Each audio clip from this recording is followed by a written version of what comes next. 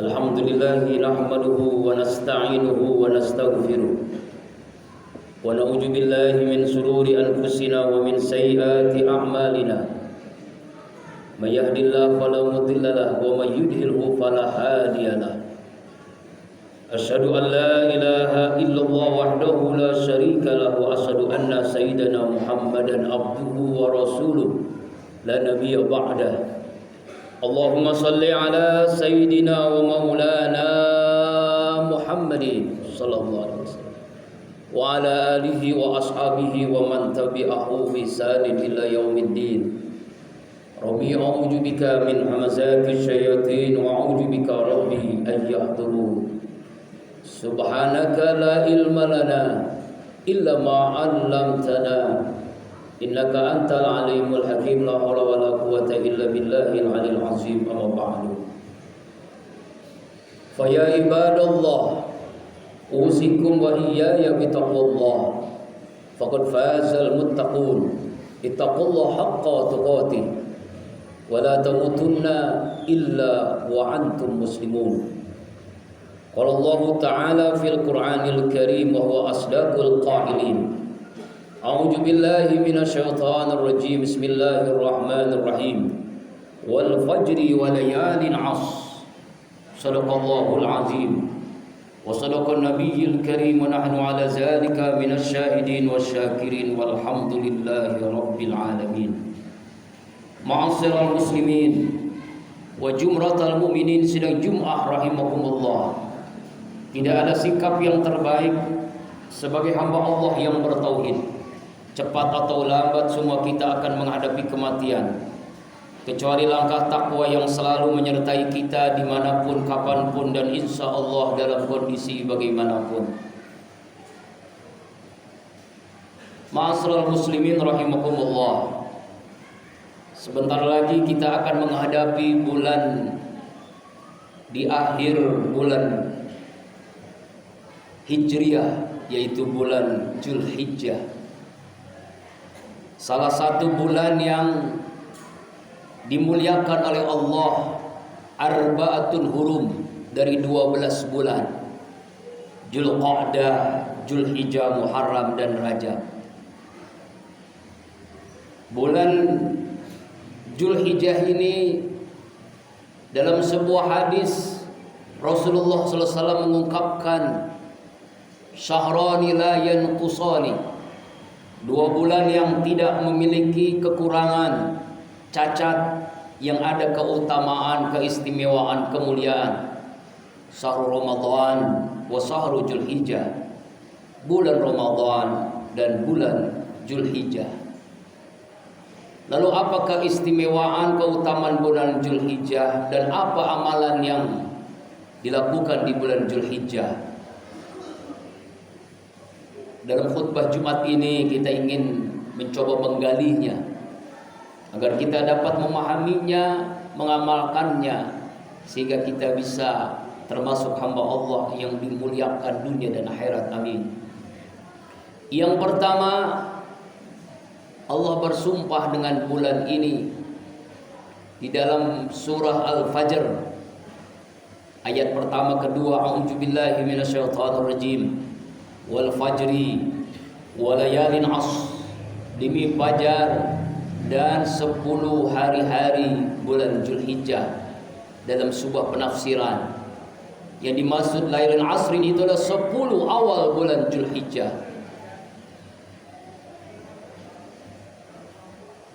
Lalu apa keistimewaan yang berikutnya, yaitu yang disebut dengan ayyamal ma'lumat. Wazkur, berzikirlah kalian di hari-hari maklumat, hari-hari yang dimaklumkan, yaitu adalah hari-hari di bulan Dzulhijjah.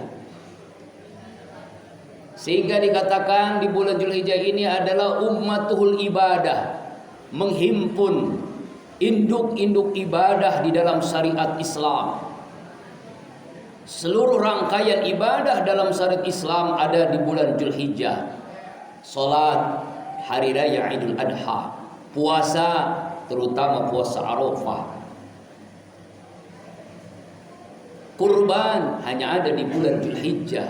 Ibadah haji merupakan puncaknya ibadah dalam syariat Islam, itu pun hanya di bulan Dzulhijjah. Begitu luar biasanya bulan Dzulhijjah ini, sehingga semua ibadah dalam syariat Islam ada di dalam bulan Dzulhijjah. Ma'asyiral muslimin rahimakumullah. Kemudian Rasulullah juga mengungkapkan bulan Dzulhijjah ini sebagai Abdul Ayyamil. Abdul Ayyam, sebaik-baiknya hari. Hari-hari di bulan Dzulhijjah, pahala yang dilakukan diberikan kepada hambanya yang melaksanakan ibadah berlipat-lipat ganda. Sehingga ada sahabat bertanya kepada Rasulullah, "Ya Rasulullah, bagaimana dengan pahala jihad fi sabilillah?" Rasulullah terdiam, tidak langsung menjawab. Pertanyaan yang sama pun dilakukan oleh sahabat tadi. Rasulullah terdiam, tidak langsung menjawab.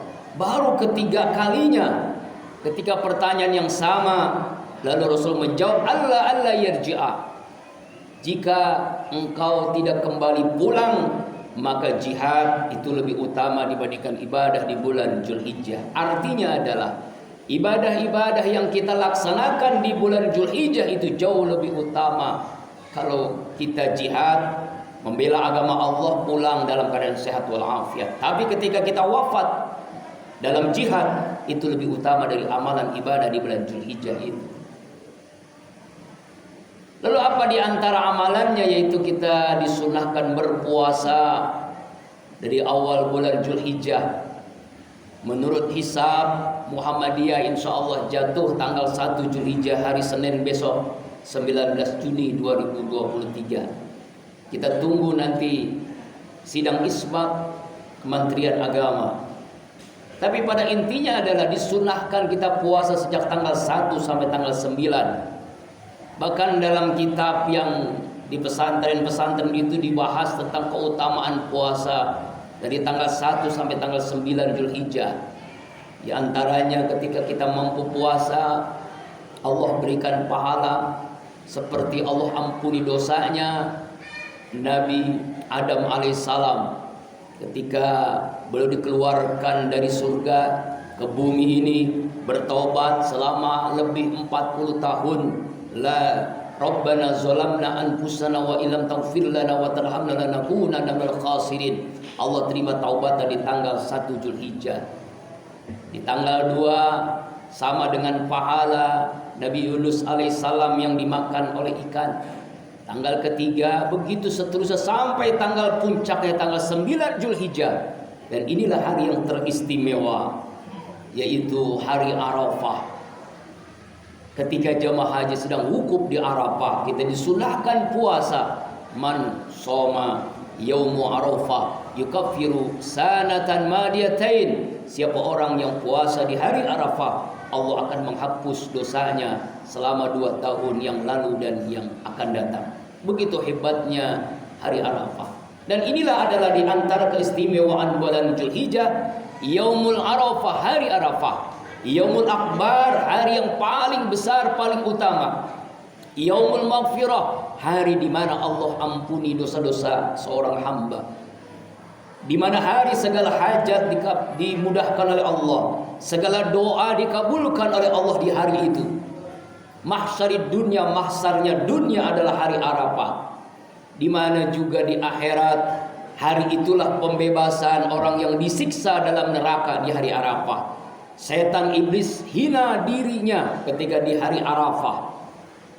Puncaknya ibadah haji adalah hukuf Arafah. Hukuf artinya dia merenung, muhasabah. Arafah puncaknya seseorang ma'rifatullah, semakin kenal dengan Allah. Hari Arafah. Sehingga di hari itulah hajat, cita-cita, doa mustajabah jangan sia-siakan di hari Arafah. Ma'asyiral muslimin rahimakumullah. Keistimewaan berikutnya, bulan Dzulhijjah itu adalah bulan di mana kita disebut dengan yaumul aklin wa surbin wa zikrullah, hari makan, hari minum, hari zikir. Kenapa disebut hari makan, hari minum? Karena pada hari-hari di bulan Zulhijjah itu ada hari yang kita diharamkan untuk berpuasa. 10, 11, 12, 13 Zulhijjah, 10 hari raya Idul Adha, 11, 12, 13 hari raya, hari tasyrik diharamkan kita berpuasa. Karena itu disebut oleh Rasulullah hari makan, hari minum, dan hari zikir. Kenapa disebut hari zikir? Disitulah kita disunahkan untuk takbiran, membesarkan Allah, mengagungkan Allah, mengecilkan diri, mengecilkan dunia, mengecilkan hawa nafsu yang hanya besar hanyalah Allah. Kita besarkan Allah, terutama ba'da sholatil maktubah, selesai sholat wajib kita bertakbir, kita besarkan Allah subhanahu wa ta'ala. Dan ini hanya di bulan Zulhijjah. Hari raya Idul Fitri kita takbirannya hanya selesai sholat Idul Fitri, selesai kita takbiran. Hari raya Idul Adha sampai tanggal 13 Zulhijjah sebelum maghrib. Allah Akbar. Itulah hebatnya bulan Zulhijjah. Kemudian di bulan Zulhijjah ini kita diperintahkan untuk berkurban. Ketika Nabi Ibrahim berkurban 1000 ekor unta. Dalam riwayat 1000 ekor kambing, 100 ekor unta. Sampai begitu luar biasanya beliau berkurban.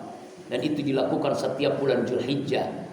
Sampai pernah ngomong, jangankan kambing, domba, onta, kalau saya diberikan karunia anak, saya pun akan mengorbankan anak saya. Dan itulah ditagih oleh Allah dalam surah As-Saffat ayat 100 sampai 110. Bagaimana Allah berikan mukjizat melalui mimpinya Nabi Ibrahim untuk menyembelih putra yang sangat disayanginya. Lama tidak punya anak, ketika punya anak diperintahkan untuk menyembelih, yaitu Nabi Ismail alaihissalam. Falamma balagha ma'yas qala ya bunayya inni ara fil manam anni asbahuk manzur ma zatra qala tibal ma tu'mar satyi insyaallah minas sabirin. Dan itu di bulan Zulhijjah. Ketika kita punya keluasan rezeki, maka kita diperintahkan untuk berkurban. Sebagaimana hadis Rasulullah, man wajada sa'atan lam tudahi la taqrabanna musallana. Siapa orang yang memiliki keluasan rezeki lalu dia tidak mau, bukan tidak mampu, karena bakhil pelit pikirnya, jangan sekali mendekati masjid musola, tempat sholat kami. Saking pentingnya berkurban. Karena pada hakikatnya kurban itu artinya dekat. Orang yang berkurban maka semakin dekat dengan Allah. Dekat dengan Allah artinya dekat dengan rahmat kasih sayang Allah, dekat dengan ampunan Allah, dekat dengan pertolongan Allah, dekat dengan ma'rifatullah, dekat dengan berkahnya Allah, dekat dengan ridhonya Allah, dan dekat dengan surganya Allah subhanahu wa ta'ala. Sampai-sampai dalam sebuah hadis, likulli sa'aratin hasanah, setiap bulu dari kambing, domba, sapi yang kita kurbankan, kebaikan, pahala, ampunan dosa, dan derajat dari Allah subhanahu wa ta'ala. Kemudian ibadah haji hanya bisa di bulan Zulhijjah. Karena itulah ketika seorang muslim lalu tidak punya niat untuk menunaikan rukun Islam kelima ibadah haji, silakan mati dalam keadaan Yahudi, silakan mati dalam keadaan Nasrani, nauzubillahi min zalik. Semua kita mesti punya niat untuk melaksanakan rukun Islam kelima ini ibadah haji. Walaupun antri di Depok 27 tahun, tapi tidak ada yang mustahil bagi Allah. Ketika Allah memanggil kita untuk menunaikannya, maka Allah mudahkan menuju menjadi tamu Allah, duyufullah, duyufur rahman. Karena ibadah haji itulah puncaknya ibadah. Ibadah qalbiyah, ibadah hati, ibadah lisaniyah, ibadah lisan, ibadah jasadiah, ibadah fisik, ibadah maliyah, ibadah harta. Dan haji merangkum semua ibadah dalam rangkaian ibadah Islam. Karena itulah semua hamba Allah yang beriman pasti punya niat untuk menunaikannya. Sekarang jemaah haji sedang menuju peristiwa yang besar, rukun daripada ibadah beberapa hari ke depan, yaitu wukuf, kemudian mabit, dan melempar jumlah, tawaf, dan seterusnya sampai tahallul untuk memenuhi panggilan Allah subhanahu wa ta'ala. Karena itulah kita semua ingin niat yang kuat menunaikan ibadah haji. Jamaah haji yang sekarang menunaikan ibadah haji, semoga diberikan karunia haji yang mabrur, hajjah yang mabrurah, selamat berangkat pulangnya, sehat walafiat dalam menunaikannya. Amin ya Allah ya Rabbal Alamin. Ada balasannya bagi hamba Allah yang haji mabrur kecuali surganya Allah Subhanahu wa taala. Inilah di antara rangkaian-rangkaian keutamaan bulan Zulhijjah dan amalan-amalan bulan Zulhijjah. Semoga Allah karuniakan kepada kita kemampuan untuk melaksanakan rangkaian ibadah di bulan Zulhijjah nanti, dan kita semua diberikan keutamaan-keutamaan yang besar di bulan Zulhijjah ini, mampu untuk berkurban, apalagi mampu untuk menunaikan ibadah haji insyaallah. A'udzubillahi minasyaitonir rajim. Bismillahirrahmanirrahim. Inna a'tayna kal kausar fasalli li rabbika wanhar inna syani'aka wal abtar. Barakallahu li wa lakum fil Qur'anil Karim wa nafa bima fihi minal ayati wa dzikril hakim wa taqabbala minni wa minkum tilawatahu innahu was-sami'ul alim. Aku liqauli hadza wa astaghfirullah li wa lakum wa lisairil muslimina wal muslimat wal mu'minina wal mu'minat fastaghfiruhu innahu wal ghafurur rahim.